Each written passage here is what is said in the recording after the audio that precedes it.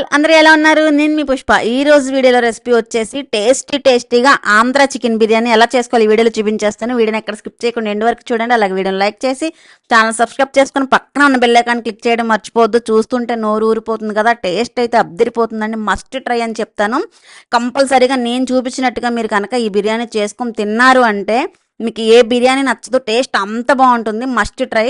దీనికోసం ముందుగా ఒక గిన్నెని తీసుకొని మనం ముందుగా శుభ్రం చేసి పెట్టుకుని 1/2 కేజీ చికెన్ వేసుకొని కొంచెం పీసులు పెద్దగా కొట్టించుకోవాలి. బిర్యానీకి ఎప్పుడైనా సరే ఇందులో కొంచెం పసుపు, 1 టీ స్పూన్ కారం, ఈ చికెన్కి సరిపడా సాల్ట్ మాత్రం వేసుకొని ఈ ఉప్పు కారం బాగా పట్టేలాగా ముక్కలను ఒకసారి బాగా కలుపుకోవాలి. చికెన్ పీస్ ఈ మాత్రం ఉండాలండి ఎప్పుడైనా సరే బిర్యానీకి. ఇప్పుడు ఇందులో మనం ముందుగా విస్క్ చేసి పెట్టుకున్న 1 కప్పు పెరుగును వేసుకోవాలి. పెరుగు ఎప్పుడైనా సరే పుల్లగా ఉండకూడదు, కమ్మగా ఉన్న పెరుగు అయితే టేస్ట్ చాలా బాగుంటుంది. ఇప్పుడు ఇది ఒక 1 అవర్ పాటు పక్కన పెట్టేసుకుందాం మ్యారినేట్ చేసి. ఆ తర్వాత స్టవ్ వెలిగించి బిర్యానీ హండీ పెట్టుకొని కొద్దిగా ఆయిల్ వేసి ఆయిల్ హీట్ అయిన తర్వాత హోల్ గరం మసాలాలన్నీ వేసేసుకోవాలి. అంటే దాల్చిన చెక్క, ఇలాచి, లవంగ, జాపత్రి, షాజీరా అలా మీ దగ్గర ఏవి ఉంటాయి మసాలాలు అన్నీ వేసుకొని 1 నిమిషం పాటు స్టవ్ని లో ఫ్లేమ్లో పెట్టి వేయించుకున్న తర్వాత ముందుగా కట్ చేసి పెట్టుకున్న 2 మీడియం సైజు ఉల్లిపాయలు ఇలా సన్నగా పొడవుగా కట్ చేసుకోవాలి. అవి కూడా వేసి 2-3 నిమిషాల పాటు మగ్గించుకోవాలన్నమాట. ఉల్లిపాయ కొంచెం మగ్గేంత వరకు స్టవ్ని లో ఫ్లేమ్లో పెట్టుకొని. బిర్యానీ టేస్ట్ అయితే చాలా బాగుంటుందండి. మస్ట్ ట్రై అని చెప్తాను నేను, కంపల్సరీ ట్రై చేయండి. ఇప్పుడు ఇందులోనే ఫ్రెష్గా నూరి పెట్టుకున్న అల్లం వెల్లుల్లి పేస్టు 1 టేబుల్ స్పూన్నర వేసుకోండి. అల్లం వెల్లుల్లి పేస్ట్ కొంచెం ఎక్కువ వేసుకుంటేనే ఫ్లేవర్ బాగుంటుంది ఈ బిర్యానీలో.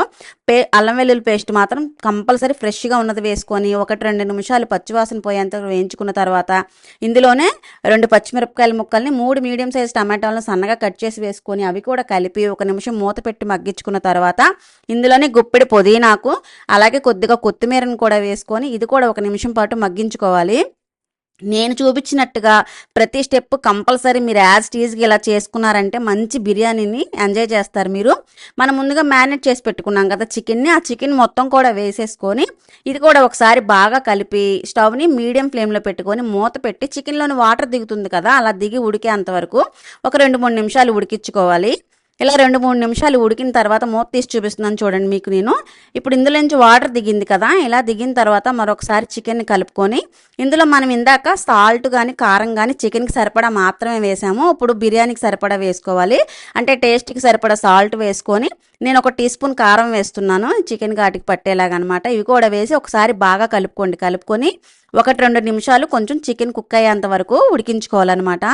నిజంగా టేస్ట్ అయితే చాలా బాగుంటుంది. రెగ్యులర్గా మీరు చేసుకునే బిర్యానీ కాకుండా ఇది ఒకసారి ట్రై చేయండి, టేస్ట్ మీకే తెలుస్తుంది. ఇందులో సీక్రెట్ ఇంగ్రీడియంట్ ఇది, కంపల్సరీ దీన్ని మాత్రం అస్సలు మిస్ చేయొద్దు.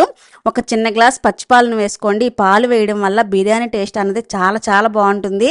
వేసుకొని 1 నిమిషం కలిపి ఉడికించుకున్న తర్వాత ఇందులో వాటర్ని యాడ్ చేసుకోవాలి. మీరు వాటర్ ఎలా తీసుకుంటారంటే బాస్మతి రైస్ అనుకోండి 1కి 1.5 తీసుకోవాలి. అంటే 1 కప్పు రైస్కి 1.5 కప్పు వాటర్ అలాగా. లేదు సోనా మసూరి రైస్ అయితే 1కి 2 తీసుకోండి. నేను ఇక్కడ బాస్మతి రైస్ 1 గంట ముందు కడిగి నానపెట్టుకున్నాను. నేను 1కి 1.5 చొప్పున వాటర్ వేసుకొని అవి మరుగుతుండగా ముందుగా నానబెట్టుకున్న బాస్మతి రైస్ని కూడా వేసి ఒకసారి కలిపి మూత పెట్టి స్టవ్ని హై ఫ్లేమ్లోనే ఉంచుకోవాలి.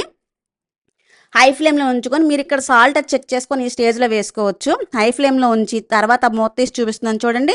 ఇలా 50% కుక్ అవుతుంది కదా రైస్, ఇంకా వాటర్ ఉంది కదా, ఈ స్టేజ్లో మీరు స్టవ్ని పూర్తిగా లో ఫ్లేమ్లో పెట్టి ఒక పెనం లాంటిది పెట్టేసి మనం దమ్మిచ్చేసుకోవాలి బిర్యానీకి. 1 పావు గంట తర్వాత మూత తీసి చూపిస్తున్నాను. ఇలా రైస్ పైకి ఇలా నుంచోవాలన్నమాట, పర్ఫెక్ట్గా కుక్ అయినట్టు. అప్పుడు ఇందులో 2 టేబుల్ స్పూన్లు నెయ్యి కూడా వేసి మరొక 5 నిమిషాలు వదిలేసిన తర్వాత తీసి చూపిస్తున్నాను చూడండి. ఇలా వేడిగా సర్వ్ చేసుకుంటే ఉంటుంది.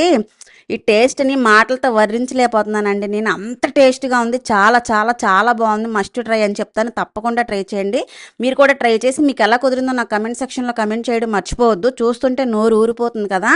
అసలు ఇలా చికెన్ ముక్క తీసుకొని ఈ బిర్యానీ రైస్లో పెట్టుకొని నిమ్మకాయ పిండి ఉల్లిపాయ ముక్క పెట్టుకొని నోట్లో పెట్టుకుంటే ముద్ద ఉందండి. నిజంగా ఆ టేస్ట్ నేను వర్ణించలేను, అంత బాగుంది. కంపల్సరీ ట్రై చేయండి. మరి ఇంకెందుకు ఆలస్యం, మీరు కూడా ట్రై చేసి మీకు ఎలా కుదిరిందో కమెంట్ సెక్షన్లో కమెంట్ చేయడం మర్చిపోవద్దు. మరో వీడియోతో మళ్ళీ కలుద్దాం. బాయ్.